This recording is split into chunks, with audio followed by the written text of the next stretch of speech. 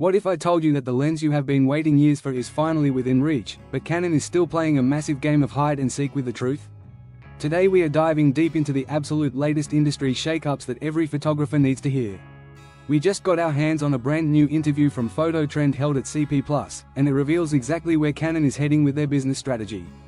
We are talking about the massive drama surrounding third-party lenses from Sigma and Tamron, the truth about the Retro AE-1 camera, and whether the upcoming Canon EOS R7 Mark II is actually going to be the powerhouse we all hope for. If you want to stay ahead of every major camera leak and rumor, hit that subscribe button right now because it tells me you want more of this deep dive content. The mystery of the Digic Accelerator Chip. Let's start with the biggest technical rumor, which is the Canon EOS R7 Mark II.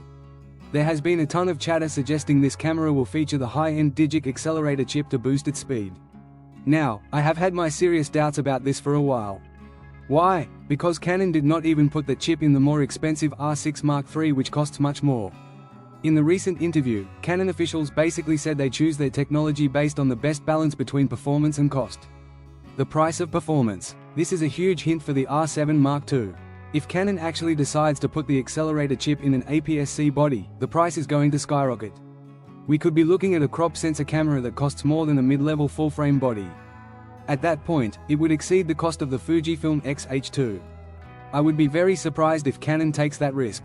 It seems more likely that they will stick to a more traditional processor to keep the camera affordable for most people. The third-party lens monopoly. Now, let's talk about the topic that gets everyone fired up, which is third-party lenses.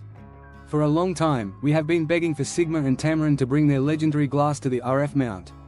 While they have started making APS-C lenses, the full-frame market is still a locked fortress. When asked about opening the mount further for brands like Viltrox, Canon gave the ultimate non-answer. They said they will continue to study the issue. Corporate strategy vs user needs. This is a typical corporate response that usually means they are not ready to give up their monopoly just yet. Canon wants to protect their investment from affordable Chinese lens makers who are rapidly climbing into the pro-tier market. But here is the problem for us. How can we invest in the RF system if we do not even know the future roadmap? It makes it very difficult for photographers to plan their gear setups. Why are full-frame lenses missing? The interview took a very strange turn when the subject of full-frame third-party lenses came up. Canon claimed they do not really distinguish between full-frame and APS-C when it comes to licensing. This is incredibly odd and honestly a bit confusing. If Sigma and Tamron truly had the green light to make full-frame lenses for Canon, where are they? Why are we still missing the 24 to 70 mm, the 70 to 200 mm, or the massive 150 to 600 mm zooms? A restrictive roadmap. It has been 9 years since the RF mount arrived. The total lack of these lenses suggests that whatever contract is in place is likely very restrictive. Canon says they want 100 lenses in their lineup soon. However, without Sigma's full-frame support, that is going to be a very long road ahead for the company and the users. People want variety and they want it at different price points. The 50th anniversary retro surprise. Finally, we have the mystery of the Canon AE-1 Retro camera. April 2026 marks the 50th anniversary of the original film icon that changed the industry. You would think Canon would be planning a massive celebration or a retro-style digital camera to rival Nikon's ZF series. But when asked, Canon's official response was that they do not plan to celebrate this milestone in any particular way. The anniversary bluff. That feels like a total bluff to me.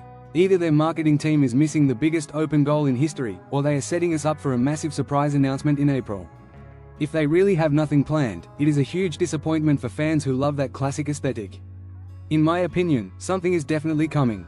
No company ignores a 50th anniversary this big, especially when the competition is doing so well with retro designs. Final thoughts on the future. In my honest opinion, Canon is currently at a crossroads. They are trying to maintain total control over their ecosystem while users are starting to look elsewhere for more affordable lens options. If they do not open up the full